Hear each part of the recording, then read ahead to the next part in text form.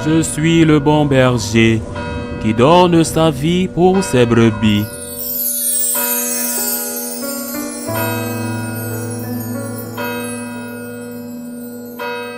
En ce temps-là, Jésus disait à la foule, « Moi, je suis le pain vivant qui est descendu du ciel.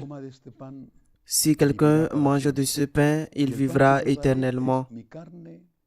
Le pain que je donnerai, c'est ma chair, donnée pour la vie du monde. » Les Juifs se querellaient entre eux. Comment celui-là peut-il nous donner sa chair à manger? Jésus leur dit alors, « Amen, amen, je vous le dis, si vous ne mangez pas la chair du Fils de l'homme, et si vous ne buvez pas son sang, vous n'avez pas la vie en vous. Celui qui mange ma chair et boit mon sang a la vie éternelle, et moi, je le ressusciterai au dernier jour. En effet, ma chair est la vraie nourriture, et mon sang est la vraie boisson. Celui qui mange ma chair et boit mon sang demeure en moi, et moi je demeure en lui.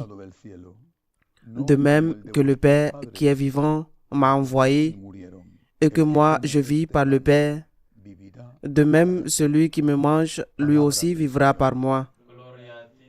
Tel est le pain qui est descendu du ciel. Il n'est pas comme celui que les pères ont mangé. Eux, ils sont morts.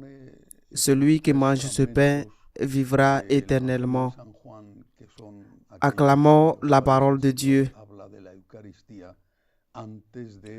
3 dimanches de suite, dimanche dernier, ce dimanche et dimanche prochain, l'Église nous propose ces 3 fragments de l'évangile de Jean, qui sont ceux où le Seigneur parle de l'Eucharistie avant de consacrer l'Eucharistie lors de la dernière scène. Il se présente comme le pain de vie.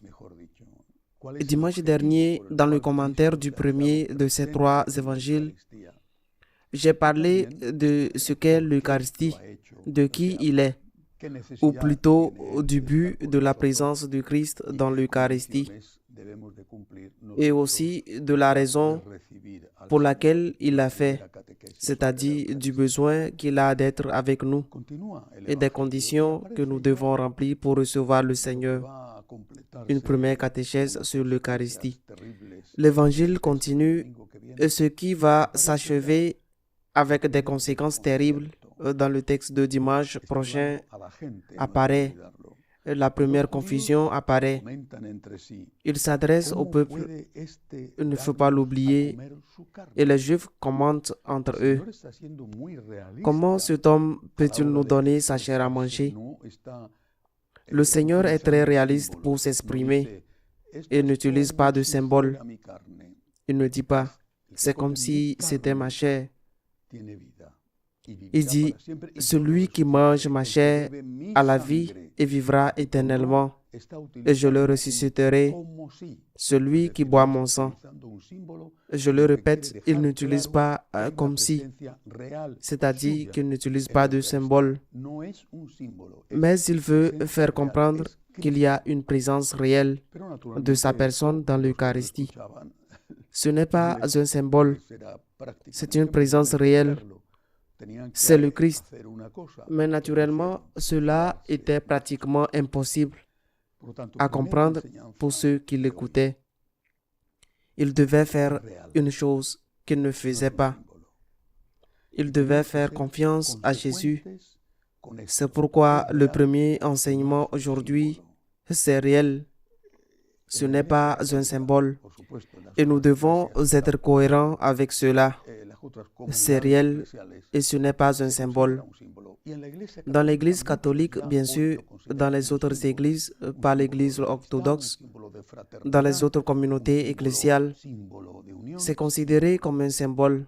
Et dans l'Église catholique, beaucoup le considèrent déjà aujourd'hui comme un symbole d'amitié, un symbole de fraternité, un symbole d'union. Ce n'est pas un symbole, c'est une personne. Ce n'est pas quelque chose, c'est quelqu'un. Et c'est pourquoi le Seigneur insiste tellement sur le fait que c'est sa chair et que c'est son sang. Lorsque nous communions, nous renouvelons notre foi en ceci. Je vais recevoir en moi le corps et le sang du Christ. Je vais recevoir en moi le Christ vivant. Je vais recevoir en moi la personne du Christ, la plus grande chose qu'un être humain puisse recevoir. Soyons cohérents en rendant grâce. Soyons cohérents en ne recevant pas en offensant celui qui nous fait l'honneur d'entrer dans notre maison et en ne l'offensant pas en étant dans le péché alors que nous le recevons.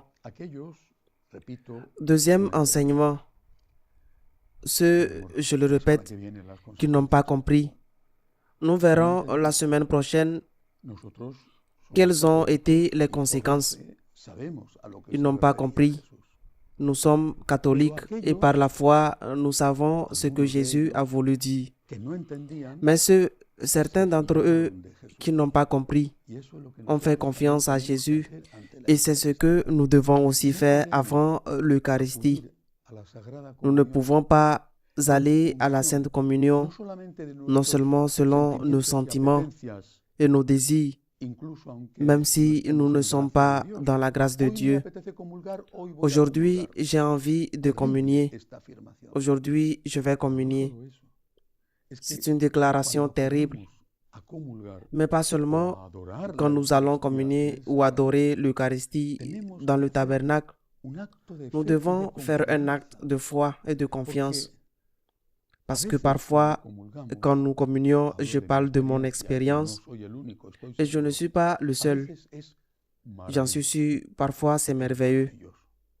Mais merveilleux, mais souvent non. Souvent non parce que vous êtes fatigué, parce que vous êtes distrait. Pour quelque raison, que ce soit parce que vous êtes malade.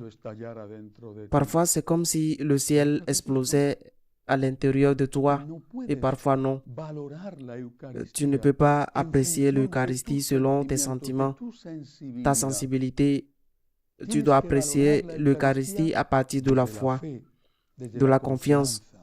Seigneur, je te vois comme un petit morceau de pain et quand j'ouvre la bouche pour te recevoir, je fais la même expérience que si j'avais mangé ce même morceau de pain auparavant, sans avoir été consacré. C'est ce qu'on appelle la transsubstantiation. Le Seigneur est présent, mais les substances du pain et du vin sont maintenues. Seigneur, je te vois comme un morceau de pain, mais par la foi, parce que j'ai confiance en toi, j'accepte ce que tu m'enseignes, qui est ta chair et ton sang, qui est ta propre personne, humanité et divinité, corps et âme. Je crois, Seigneur, je crois et j'ai confiance que tu me dis quelque chose que souvent je ne vis pas comme quelque chose d'extraordinaire, de sensationnel. Et pourtant, Seigneur, je le considère comme quelque chose d'extraordinaire et de sensationnel. Imaginons les disciples, les apôtres à côté de Jésus. Qu'ont-ils vu? Un homme, cet homme était attirant. Ses miracles, ses enseignements, son comportement merveilleux. Il était attirant, mais en même temps, il était un obstacle. Parce que quand il voyait un homme, il ne pouvait pas voir au-delà, c'est-à-dire qu'il ne pouvait pas voir le Dieu qui était dans cet homme, la deuxième personne de la Sainte Trinité. Il ne voyait que la nature humaine, mais il ne pouvait pas voir la personne divine, ni la nature divine. Il ne pouvait pas voir au-delà seulement après qu'il soit ressuscité. Alors oui, ils ont réalisé qu'il était un vrai homme et un vrai Dieu. La même chose peut nous arriver dans l'Eucharistie. Que voyons-nous? Que ressentons-nous? Que vivons-nous? Parfois, nous vivons des choses merveilleuses devant le tabernacle quand nous prions, quand nous recevons la communion. des choses merveilleuses, mais parfois non. Si nous nous laissons porter par nos sentiments, nous tombons dans le piège de dire aujourd'hui, je n'ai pas envie d'aller à la messe parce que je n'ai pas envie, parce que je ne ressens rien ou parce que le prêtre est tellement chiant qu'il n'y a personne qui peut le supporter. Mais je vais à la messe parce que j'ai la foi. Je vais à la messe parce que je crois. Je vais à la messe parce que j'ai confiance. Je communie et parfois c'est merveilleux et parfois je ne ressens rien. Et pourtant je communie parce que j'ai la foi et parce que j'ai confiance. C'est Dieu qui produit en moi un effet que je ressens et expérimente souvent de consolation, de paix, de force et parfois non. Et pourtant je crois et j'ai confiance. Faisons cela avant l'Eucharistie. Le Christ est vraiment là. Nous devons être préparés à le recevoir dignement et nous devons avoir foi et confiance en sa parole parce qu'au-delà de ce que nous ressentons, de ce que nous vivons, qui est parfois merveilleux, au-delà de cela, nous savons parce que nous avons confiance en lui, que c'est lui-même, vrai Dieu et vrai homme, qui entre en nous. Qu'ainsi soit-il.